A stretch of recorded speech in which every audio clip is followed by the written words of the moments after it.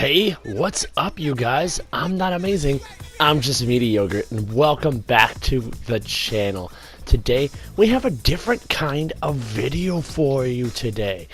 As I said in my previous video, I'm kind of done making Blackout tips and tricks, but we just had an update release for Call of Duty last week, bringing a new Operation Spectre Rising, with all kinds of new updates to the game. As you can see from the footage in the background, the entire Blackout map has actually been altered. Instead of adding some unique location to the map, they had an event occur where the dam itself was exploded, and this detonation created a tidal wave of water that then cascaded downstream and flooded all the different parts of the map. And it's honestly one of the coolest things from this update. As you can see, that ship got knocked over. There's cargo containers everywhere. The farm is partially flooded. The factory is completely flooded. There's riverboats that are strewn. There's cargo containers not only knocked off the ship itself, but also floating all across different areas of the coastline, and it adds a totally new and different dynamic to areas that you were once accustomed to. And it's just like a really cool change to the game. I really love this idea. Instead of adding just kind of a random point of interest, that there's actually an event that happened on the map that causes this giant sweeping change to happen. They also added a new mode that I'm about to get into, Bounty Hunter mode, which is also very, very cool. You will see here, I'm flying in. As you drop out into this new mode, you'll see these purple beams of light all across the map, and here's where you're going to find the Spectre packages. Spectre is the new specialist character as this part of Operation, and he's more or less a modern ninja who runs around with a samurai blade, a ninja blade rather, and slices his enemies to pieces. So you drop down and you go find one of these purple beams of light shooting up into the sky, and there's you're gonna find a package, and you're gonna be able to find the Shadow Blade, which makes you run around in third person just like Spectre. And honestly, I love this. This is so freaking cool. You know, I've had an obsession with modern ninjas ever since Metal Gear Solid back on the PlayStation 1, so to be able to have this in Call of Duty Battle Royale here in 2019 is just so freaking fun. Now, in addition to this Shadow Blade in the Bounty Hunter mode, there are bounties themselves. The highest kills targets at the beginning of every circle are going to be marked with this white target. That's, you can see them from anywhere you are in the map, and it's your job to try and hunt them down before the circle collapses.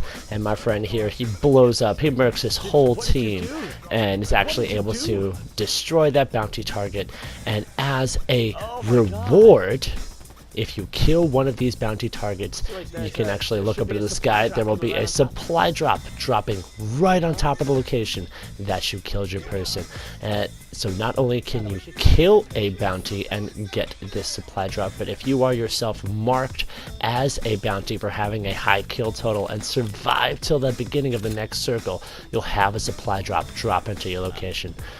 Overall, I love this mode. Getting to use the Shadow Blade and just run around slicing people as a ninja is so much fun. He makes these sweet little slashing motions, and then if you can get your squad together, eventually you can get everybody armed up with ninja blades and run around like a squad of Ninja Turtles just murking people. But that's, you know, only if you get a good squad, and only if you guys can manage to survive to the end of the game. You know, like this one here, I drop down and my partners are dead within like the first few seconds of the game. Just whoosh, half the squad is gone. And so it's just like me and this other person, and you know, I'm still fighting, I'm still trying to play the game. You know, I don't want to die. It's a battle royale, trying to survive. But then my other guy gets killed too, and so it's just me left. And even though I managed to take down the rest of the squad, by myself, you know, finish these guys off. It's still just me left, and I'm solo, all by myself.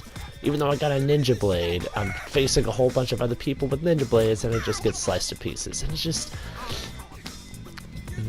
you also have these, you know, annoyance of the ATVs, which has always been just kind of a pain in the butt in this game, is the way how easily vehicles can run you over. But now you have them here in this bounty hunter mode with the shadow blade, and these guys can just hop immediately off and just slice you to pieces like it's nothing. Instant kills. And it's just kind of the way that this game does not give you a second chance is what really started turning me off to it. So like, you saw me kill that guy there, and he has no chance. I can just go up there, hit him with my melee, and he's instantly dead. Like, if you are killed in a face-to-face battle, the person's right there. There's pretty much nothing you can do after that point. You're instantly dead. And yeah, I still enjoy like the gameplay itself. Like, it's fun shooting the guns. I still enjoy doing sniping and stuff. Like, the moment-to-moment gameplay is fun and enjoyable, but the overall just battle royale is not enjoyable for me anymore. Just having my squad get murked and not being able to do anything about it.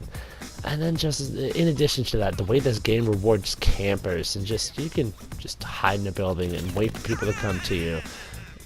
And even though there are just like fun things about this update and the new game modes and stuff, I still find myself coming back to Apex Legends.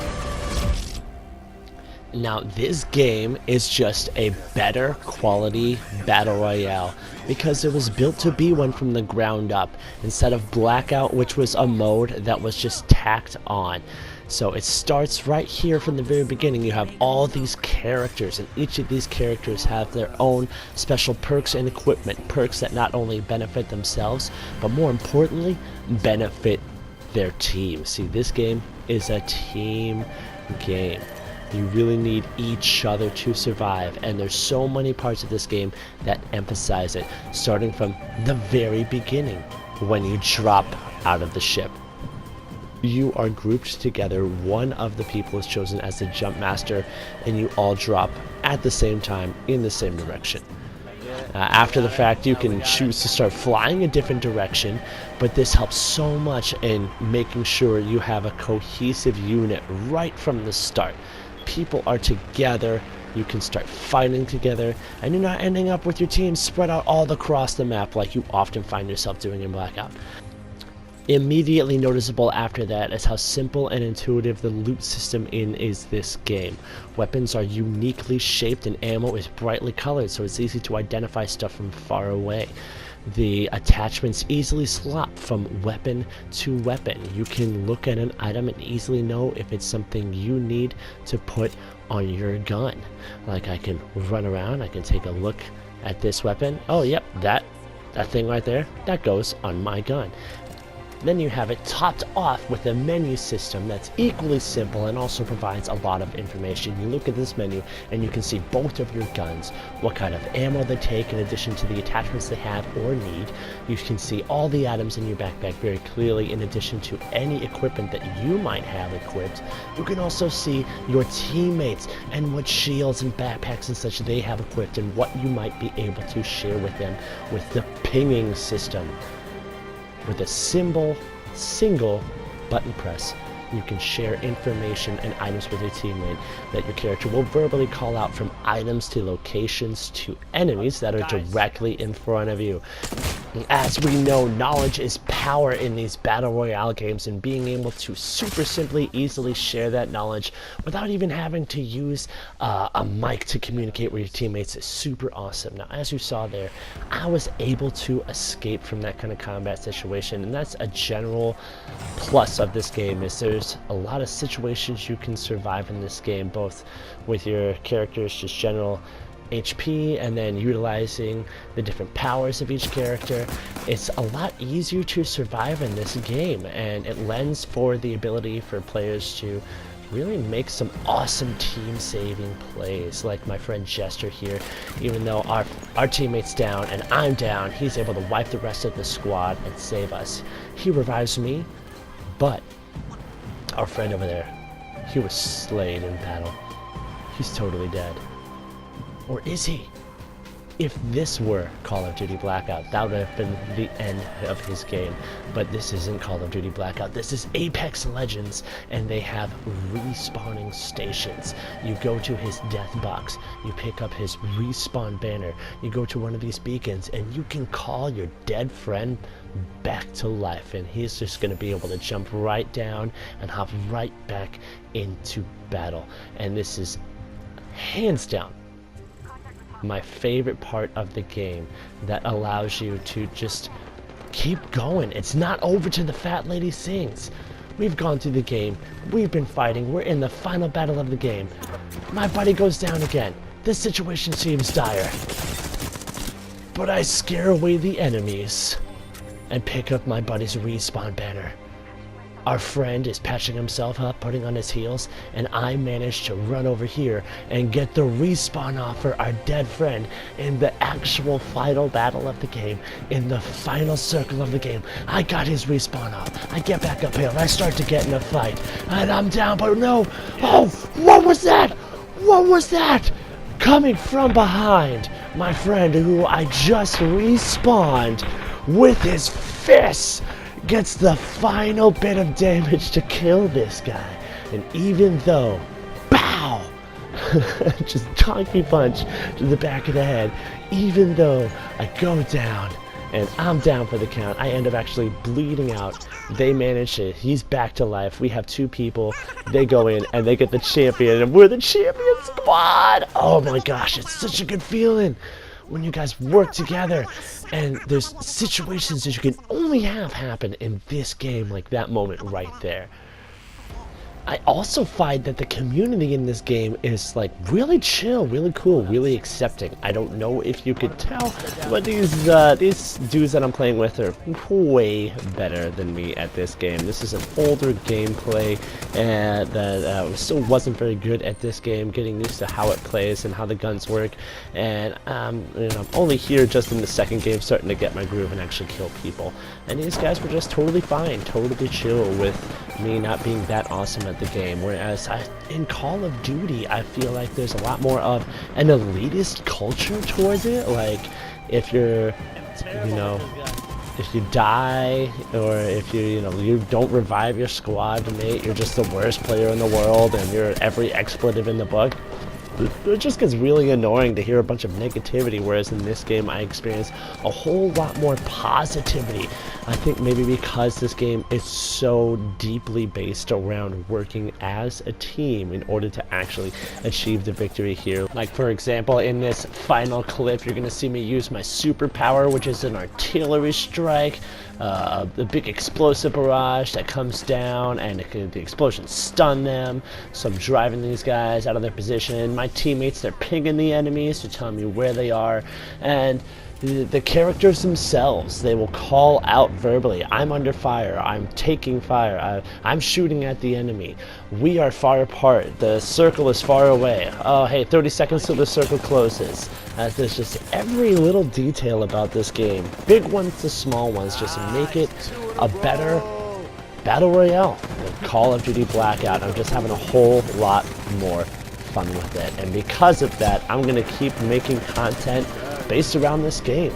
If you guys want some guides, I can make some guides, but something that's entertaining for me that I would like to produce for you are these really awesome stories and cool gameplay moments that only happen in Apex Legends. If you've enjoyed the content so far and you want to keep seeing more stuff like this, like this video, subscribe. It really helps the channel a lot. And, you know, if you don't, I could always just, you know, take you and toss you through a portal and send you into the void. So, have that to think about. This has been Media Yogurt. Out.